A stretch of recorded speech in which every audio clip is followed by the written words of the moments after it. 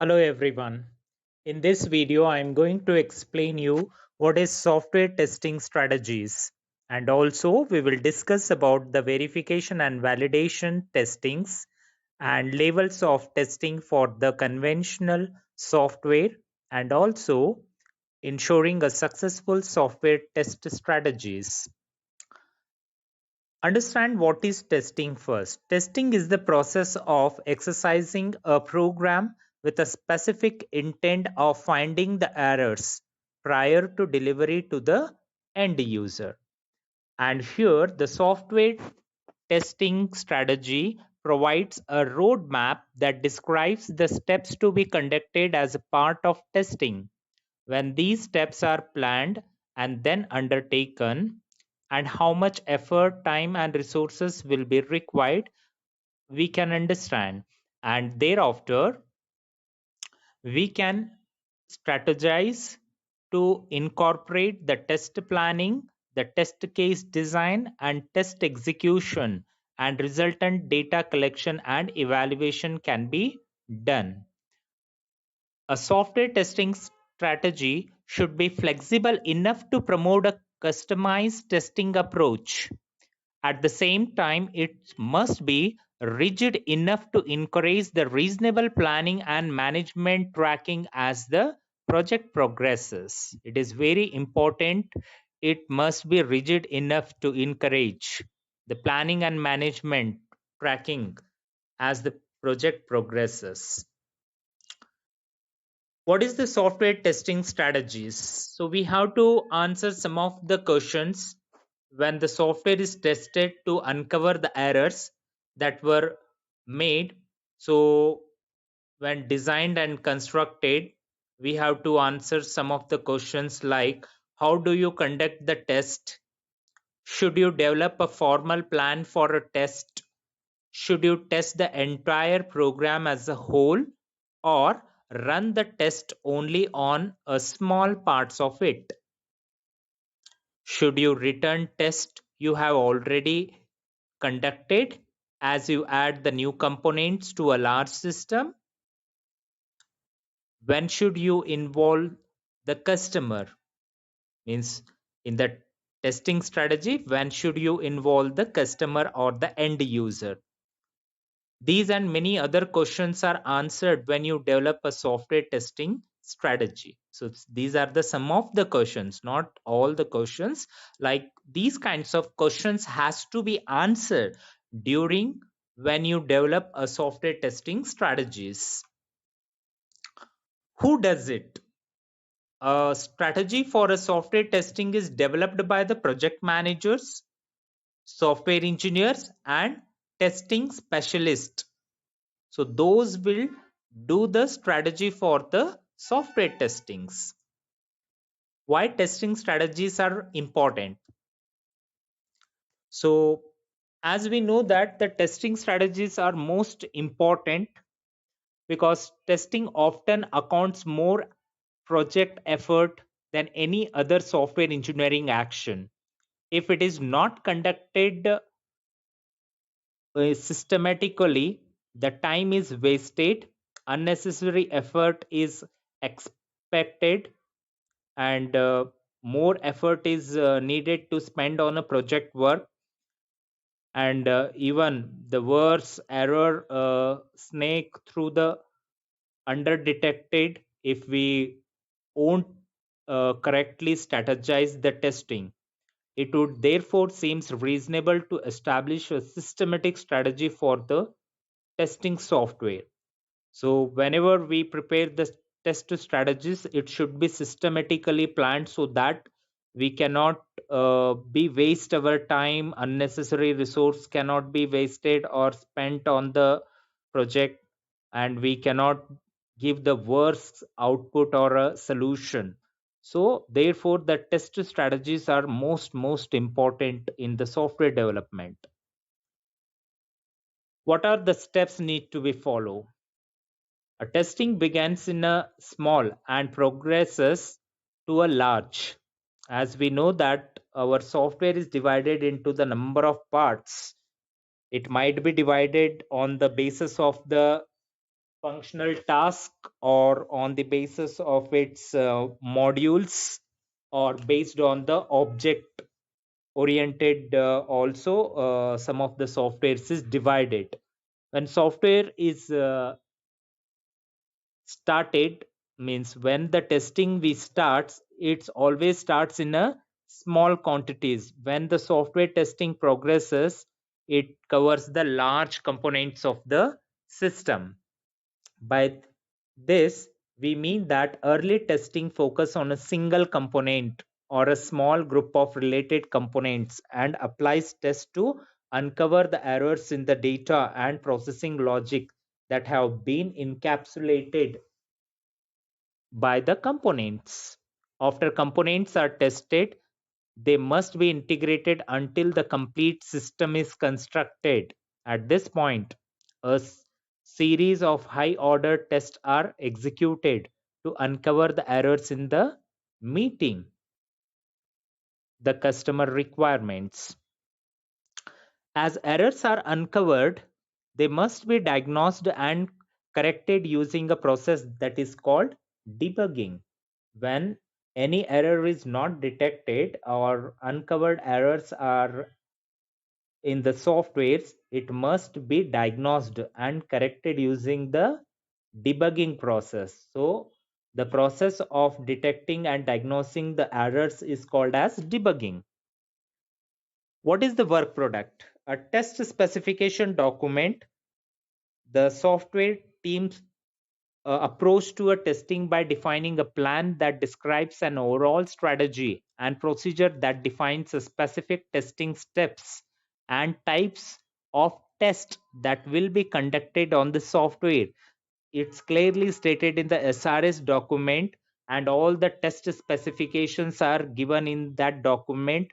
And using that test document, the testing team can test the software, and they can also follow what type of test should be done on which module or in which components. It's clearly defined all the strategies and procedures in the SRS document.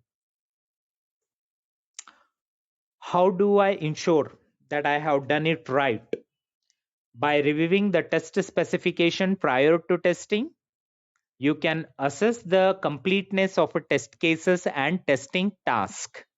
So this is one point where you can review the test specification before you are applying or before you are performing the testing, so that you can assess the completeness of the test cases and testing tasks to be performed.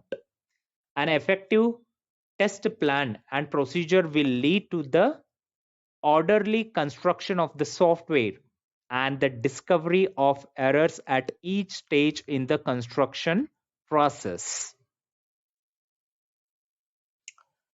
Verification and validation. So, software testing is a part of the broader group of activities called verification and validation that are involved in the software quality assurance. So, whenever we have verification and validation, there is a difference between verification and validation. In verification, whether the software conforms to a specific specification is checked in the verification, whereas in the validation, it checks whether the software meets the requirement and expectations of a customer. Now you can clearly understand what we are saying. In the verification, whether the software conforms to the specification is checked, whereas in the validation, it checks whether the software meets the requirement and expectations of the customer. One more uh, difference between the verification and validation, whereas the verification finds the bugs early in the development cycle, whereas in the validation, it can find bugs that the verification process cannot catch or cannot detect it. As you can see in this slide, verification which follows some of the algorithm, whether that algorithm is correctly coded or not. Are the algorithm coded correctly? The set of activity that ensure that the software correctly implements a specific function or algorithm, whereas the validation checks does it meets the user requirements or not. The set of activity that ensures that the software that has been built is traceable to customer requirements or not. It means that verification is the process where we verify the software whether it conforming the specifications or not, whereas the validation checks whether the software is meeting the requirement and expectations of the end user or customer or not. Okay. Organizing for testing or organizing for software testing. It's a common misconception or myths that the developer of a software should not do the testing. The software should be given to a secret team of the tester who will test the software unmercifully. The tester gets involved with the project only when the testing steps are about to begin. But in reality, it is not true. It's just a misconceptions or myths. But the reality is totally different. The independent test groups are there to remove the inherent problems associated with the letting the builder test the software that has been built. And also, the independent test group who removes the conflict of interest that may otherwise be present.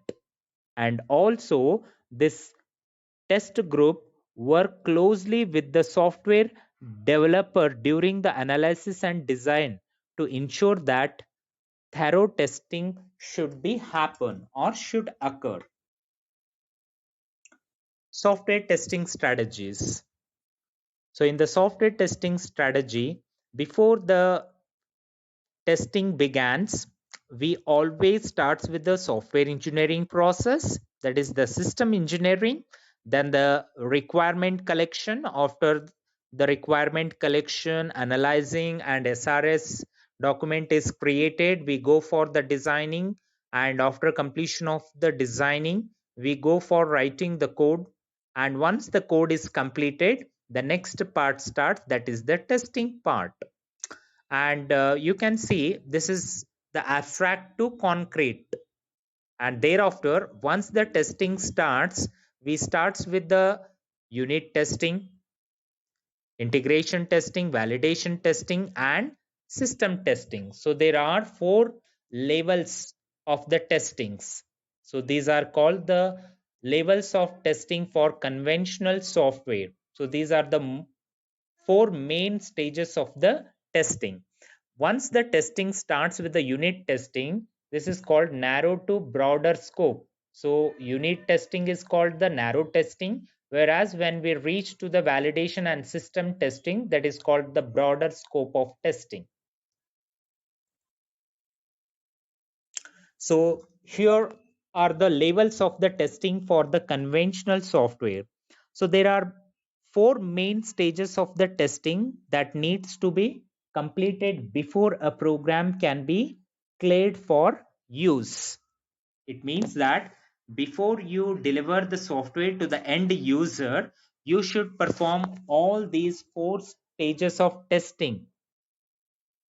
Once you complete these four stages, then only you can uh, deliver the software to the end user. Okay, so the four levels of the conventional software testings are: the first one is the unit testing, and this unit testing is used for exercises a specific paths in a components to control the structure to ensure the complete coverage of the path or the component, and maximum error detection will be done in the unit testing. Thereafter, the components assembled and integrated. The second level of testing is the integration testing. So in the integration testing, which focuses on the inputs and outputs and how well the components fits together and works together, is tested in the integration testing. Whereas in a validation testing, which provides the final assurance that the software meets all the functional and non-functional, behavioral, and performance requirements of the software. So these all requirements are tested in the validation testing. Thereafter, the fourth level of testing is the system testing, which verifies that all system elements like people, user, software, hardware, databases are meshed properly so that the overall system function and performance should be achieved. So these levels will assure you these kinds of assurance to the end user. What kind of software is developed and what kind of testing should be applied in which part or in which level of the testing.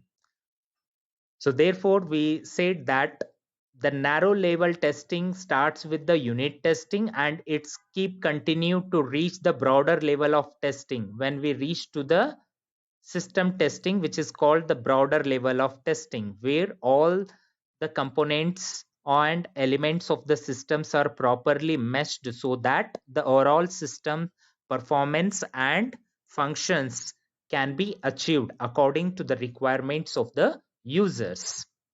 There are some of the criteria for completion of the testing, or we can say when should the testing should complete. There is no specific answer for this question, but still, every time a user executes the software, a program is being tested, we can say almost that particular program is completed. Sadly, testing usually stops when the project is running out of time or money when you complete whatever the budget you have, or both. Okay. And one approach is to divide the test results into various severity levels, then consider testing to be complete when certain levels of errors no longer occurs or have been repaired or eliminated from the software. We can say that the testing is completed when there is no errors or no longer the same error is going to be repeated. Then we say the testing is completed, or we have done the repairing work, or we eliminated that error. So then we can say that the testing is completed. But we cannot say that there is no specific answer for this question, but still we can give some of the partial answers to this question. Okay, now next is the ensuring a successful software test strategy. A test strategy is an outline that describes the testing approach of the software development cycle. Okay, so which describes the testing approach of the software development cycle, and also specify the product requirement in quantifiable manner long before the testing commence or testing should take place. State testing objectives explicitly in measurable terms, and also understand the user of the software through the use cases, and develop a profile for each user category to ensure the successful test strategies, and also develop a testing plan. Okay, so as we have discussed in the testing plans, the successful testing plans that emphasizes the rapid cycle testing to get quick feedback to control the quality level and adjust to the test strategy. When you have the feedback forms, so immediately you can get the feedback from the user to change the requirements and change the testing strategy so that you can achieve the quality, and build reboost software that is designed to test itself and can diagnose certain kinds of errors. So reboost software which checks itself to diagnose certain kinds of errors. So that also gives or assures you the successful test strategy. Okay, so conduct formal technical reviews to assess the stress strategies and test cases themselves. So you should have some of the formal technical reviews for testing the test cases and test strategies, and also the continuous improvement approach. So you should develop the continuous improvement approach for the testing process through the gathering of matrices to ensure the successful software test strategies. So these are the some of the successful test strategies and overall picture of the software testing strategies. So thank you for watching. Kindly like, share and subscribe my channel for the latest videos.